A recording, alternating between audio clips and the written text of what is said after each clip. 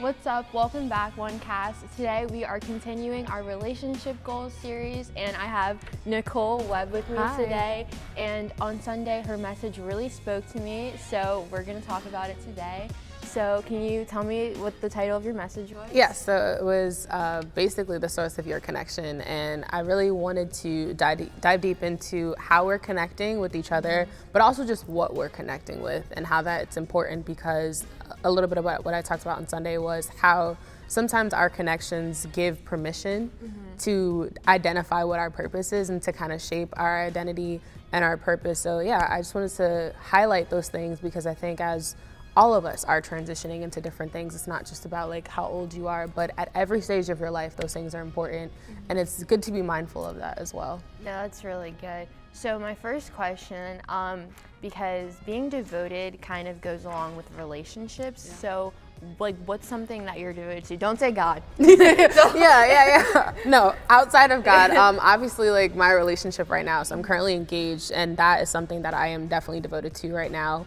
And it does take a lot of energy because our relationship right now is long distance. So that's kind of, it's difficult in and of itself because you're trying to find ways to be creative to keep that connection and to keep in communication with each other. So I think over the past year, and specifically because of the pandemic, we definitely have had to get creative, but also rethink our connection. So how are we going to connect? Is it just going to be virtually? And if it is going to be virtually, what are we going to do differently? How are we going to make time? Because him and I work actually very different schedules. So making time for what you want to make time for, and also just reimagining what our relationship looks like right now, because it totally does not look like what we thought it would, especially because of the pandemic. So that's something that I'm devoted to. And I think as we progress into our marriage, it is something that I think we're gonna have to constantly be devoted to finding out, okay, how can we keep our connection? How can we stay connected to each other?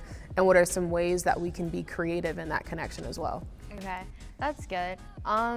For me, I have a few things I'm devoted to. I'm very devoted to One Youth. I know I said don't say anything about God, but outside of church, I think I'm really devoted to definitely school and just my overall family and my friends. So on Sunday, you talked about being unplugged from the source. So I kind of wanted to just ask you, what does that look like for you, when you're unplugged? Yeah, oh my gosh. Okay, so because I am a creative by trade, by career, by nature, and all those things, my full creativity comes from God. So there are times that I experience writer's block, or I just can't create at all. And I'll want to, but I have nothing. And it'll be me trying to write. It can be me trying to, figure out what I'm gonna do for my blog, if it's gonna be a video or anything like that. And I just can't write.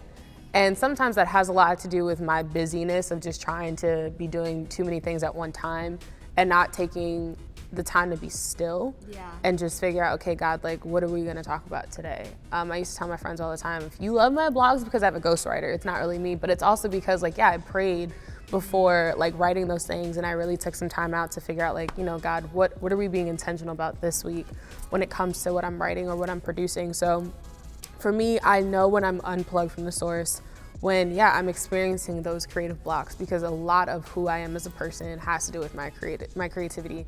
Even my job right now, I may be a media director at a church, and it may seem that's almost impossible, but when you get caught up in all that's happening at church, and you having to do this project and you having to do that project, it can get so busy that you're just tired and you're burnt out. And when you're burnt out and you don't take the time to plug back in and to go back to the source of your creativity, it can be really difficult. So I can tell if my work looks trash, to be honest with you. No, I completely understand. I think being unplugged for me, it's I'm feeling very unmotivated, and like you said, very burnt out, especially with school. I think that's something that makes me not really stray from God, but it's just really exhausting. And the same with a lot of friendships and relationships, past friendships and relationships. So how do we plug ourselves back in? I think it just takes a moment of stillness. When you take, I like to take inventory every now and again. So every couple weeks I'm okay, am I happy? That's one.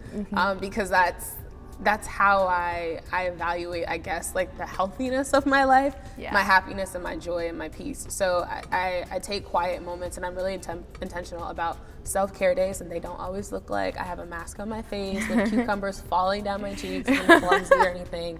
Sometimes a self-care day is just me journaling and just sitting in my apartment and expressing gratitude. Like I have a gratitude journal, but also like I said, taking inventory on how have I been doing, how have I been showing up in my relationships, how have I been showing up as a fiance, as a sister, as a daughter, as a friend to the people that I care about.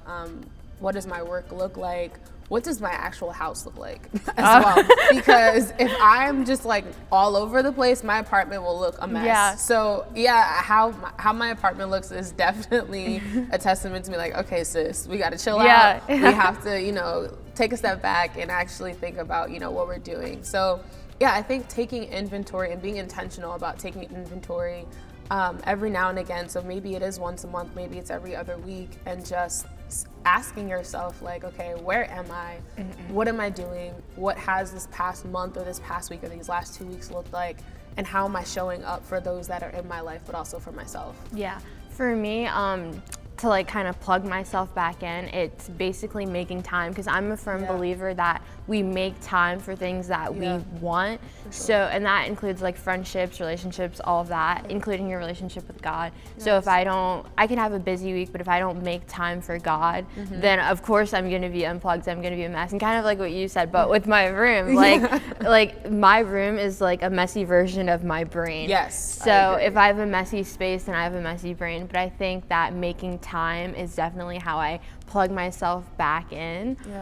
So another question I had was, have you ever been experienced a friendship or relationship that has kind of strayed you away from your source?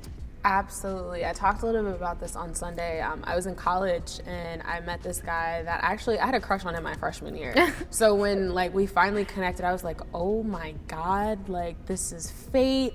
This is everything I would have wanted. And yeah, I was so excited to connect with him.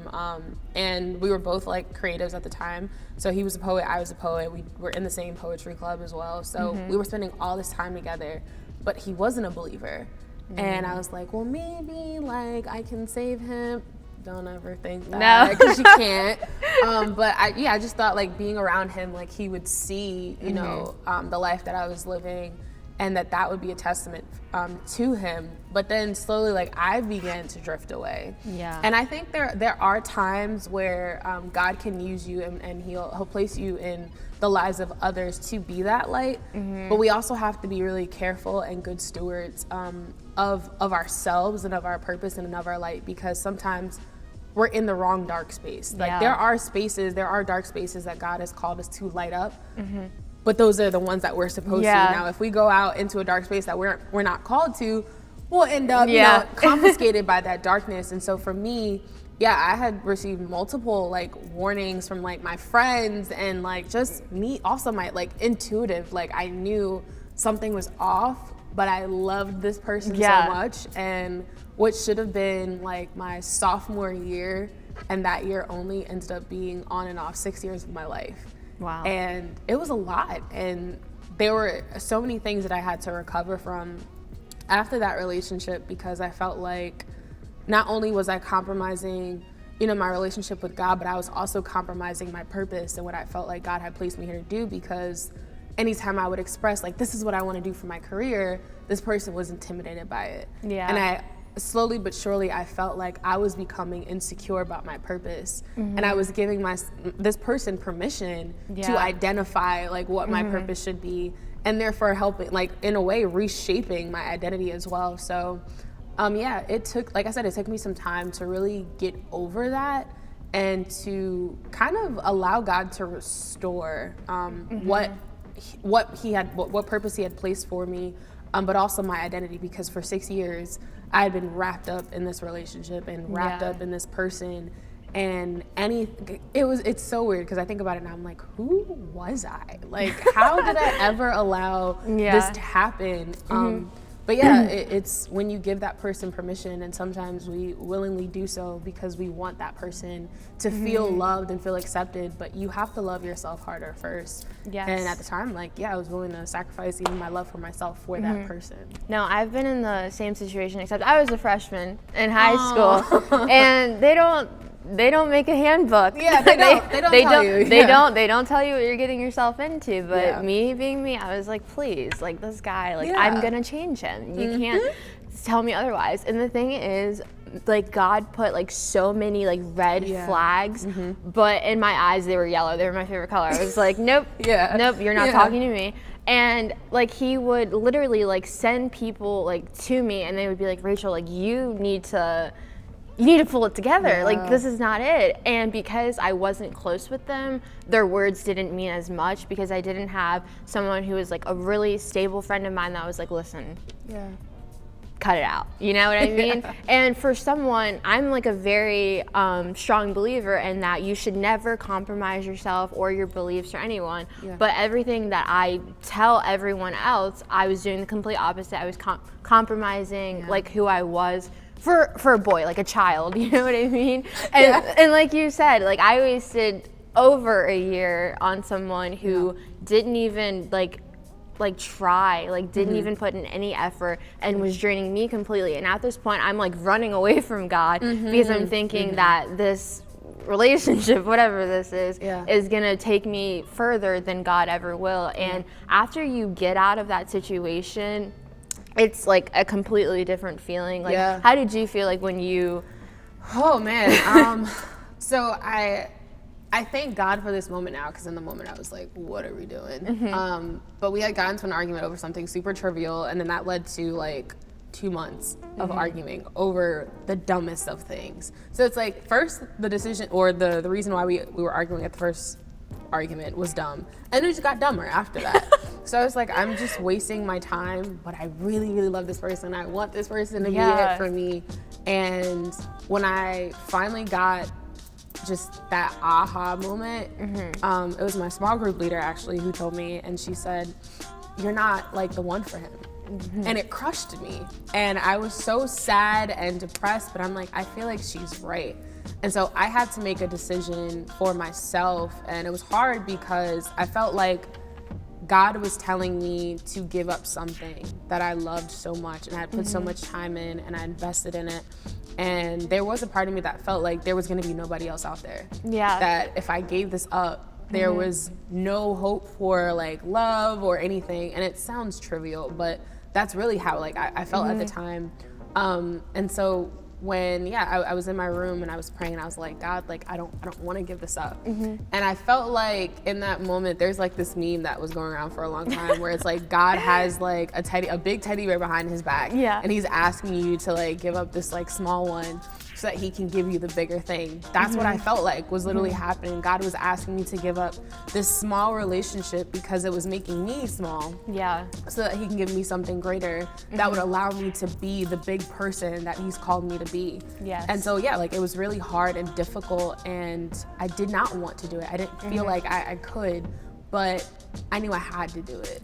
And it wasn't easy, and there were even steps after that, moments after that, where I had to put boundaries in place because this person was still active in my life. We had mutual friends. I hadn't blocked his number, so he was still texting me. His mom was calling me and all these different things. So it was awful. So I had to make the decision to either choose myself and choose my relationship with God or choose this person, and God knows where I would have ended up. Wow. I think my like aha moment was when he told me that he was going to a different school. And so, I was a little off, but I wasn't that off. And I was like, if we're having all of these issues and we go to the same school, how am I going to be okay with you going to another school, like with even more problems? And I think something else was that like, I didn't feel the love. Like I invested so much love into one person that I had none for myself. And I didn't think that I deserved it because that's what like he was making me feel like. But like the nights where like I couldn't sleep, or like I felt like the most insecure when I was with this person. And that's when I was just like, that's not what love is. Like your friend, boyfriend, whoever, they're not supposed to make you feel insecure. Right. They're supposed to make you feel like a better person. They're supposed to make you feel good about yourself. Yeah. So someone who claims to love me shouldn't make me feel this way. Yeah. So like, what's like a big piece of advice like you would give to like anyone in youth, someone my age, about just like being plugged into your source, but also like while you're also in a relationship? Because I know that's can be hard to balance for some people sometimes. Yeah, for sure. My biggest advice, I think, would be if God has sent a person in your life, they're never going to stray you away from him. So God wouldn't give you something that's going to jeopardize that relationship with him. And the moment that you sense that, don't mistake those red flags for yellow ones like you did, or like I did pink flags. Adhere to them and know that it's always okay to start over again. Because I think that sometimes what we fear that we can't start over again. We fear that there isn't going to be someone out there for us, but there is. And if it's not someone, it's something. And it's not always going to be, you know, our source of healing is going to be found in another relationship. Sometimes God just wants relationship with him and for us to seek him, and that'll be the healing in and of itself. So yeah, if there's anything that I could leave you guys with, it would just be the moment that you feel like something is straying you away, you can stop it right then and there. And if you don't know how, like definitely, you know, ask for advice from leaders around you or from the people that you trust in your life. But God would never send something or someone into your life that's gonna pull you away from him. Okay, how do we like keep ourselves in check? Like, hey, I feel like I'm getting pulled away. The plug is getting a little loose. Yeah, so think about the things that you do now in your routine. So for me, I do my Devo every single morning. And I come to church every single Sunday when I work here. But also like before that, you know, I was still going here. But when I was in that relationship that I was talking to you about when I was in college, I wasn't going to chapel as often. And then when we were dating in my adult years, when I moved here to Salisbury, I wasn't coming to church every Sunday because I just was like, well, he's here, he doesn't really want to go to church. And like, so the moment you start thinking like against what's normal and routine to you, you might gotta be like, hey, this might not be it. So yeah, also have accountability partners, because that really does help. The people that you trust, like your friends that you know, like don't just have your back when it comes to like the fun stuff, but have your back when it comes to life things and things that are important. If they call you out and you're like, hey, I didn't see you at rally, I didn't see you, you know, at real life, what's going on? You might need to like, you know, have to rethink certain things. But yeah, make sure you have a good circle around you. That's really important. I'm glad you said something about people calling you out, because not during the relationship, I was still going to church, but it was after, and I think I had like just gotten like my second job or whatever. So I was pretty busy. You really couldn't tell me anything.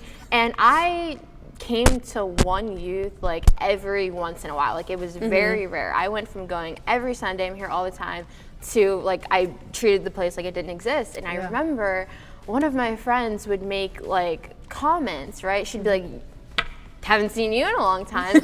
And me being me, I'd be like, why did she say that? Like that's so rude. Like I have to work, you know what I mean? And then I realized that you have to prioritize things. Like I could have easily like told my manager at the time, hey, don't want to work on Sundays, I want to go to church. But me being me, I was like, nah, like church can wait. It's not that big of a deal.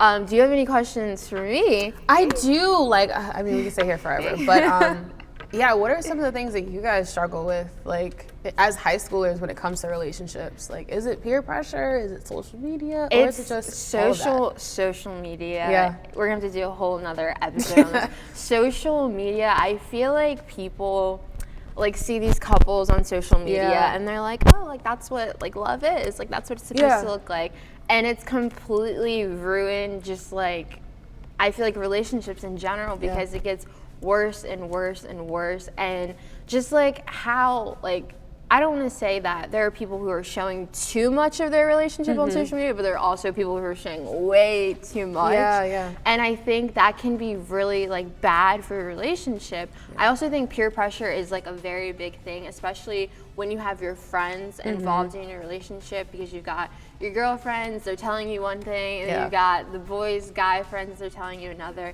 But I definitely think social media, it really like impacts the relationships, because like I'm not even on Snapchat, but I just know I know so many people that have had issues with Snapchat. They're like checking their like boyfriend's like location. I don't even know how you check the locations. Wait, you can check locations out on Snapchat? That's crazy. No, you can't. What's it? Snap Maps. I don't even know what that is, but okay. You can check. I'm almost positive you can check their locations, because I'll have friends that'll be like, oh, well, he said he was going to be at so and so's house, and check their location and they're not there. Oh, my Lanta. Okay. And I'm like, what? Like, how does that happen? Yeah. So they're not trusting, that person, and I'm just like, I don't understand how this happens. So with all these influences from social media, peer pressure, and I guess your own, like the things that we go through on our own, like without all that stuff, how do you filter out what's true and how do you stick to that? That's a really good question, because I know I've let what like I've seen or heard from social media affect like the relationship that I'm in, and I definitely think you have to like pray about it like 100%. And definitely, like, for me, it's like God, like, send me, like, some sort of sign, some sort of something to let me know that this isn't for me. Right. And I remember this one time, I was young, I was naive, I was in the 8th grade. And I was in this, like, kind of, like, situation. I don't want to call it a relationship because I was too young for that. Yeah. But I remember I was very unsure of where I stood with this person, and God flat out sent me, like, a Bible verse. Like, you know how, like the Sprinkle of Jesus app. Yeah. He sent me a verse, and it was like so spot on with my situation. And I remember talking to one of my friends about it, and they're like, this is literally a sign. And I was like, is it though? I was like, I don't know. I don't know. This seems a little too good to be true. Yeah. And I flat out ignored that. I was like, no, that's just a coincidence. But no, I mean, I should have ended things right then and there. So I think you need to definitely pray about it, but also don't feel like you're being misunderstood. And I feel like a lot of people often feel like their feelings aren't valid with relationships. And like we see stuff on like social media and we have questions. It's okay to have questions. It's okay to have worries. But I definitely think like being open and talking to the person that you're with about it definitely can help a lot. For sure. So, yeah. Last question I have for you. As you pursued relationships, whether it be romantically or just platonic friendships, how have you seen your relationship with God either change or like for the better or for the worse when it comes to certain relationships? For the better, I would say like I'm praying for this person. I'm praying not only for like myself and my heart, but I'm praying for them. I'm praying that God like helps them reach their goals. God helps them just like every single day. Like He's with them all the time. When it's like for the worst, I would never pray for them. I mean, honestly, I would pray for myself. I'd be like, God, give me the patience to deal with this person. But I think like when it's like for the better, I'm like praying for them more than I'm praying for myself. So. I feel like I had one more question for you. So when it comes to, so I totally lied about that, the other one being the last question. When it comes to relationships with people, where do you think we should put God? Like, how should He fit in? What does that look like? For me, it's the center. So you have your boyfriend, your girlfriend, whatever, and then God's right in the center. I don't think it should be like your boyfriend, yourself, and then God. I think God always needs to be at the top. But I think your relationship should gravitate. Is that the word? Gravitate around God for sure. I agree. All right. Absolutely. Thank you of course, so thank much. You. I'm so glad you're here. Thank you all for watching. We have so much more for our relationship goals series, and we'll see you in the next one. Bye. Bye.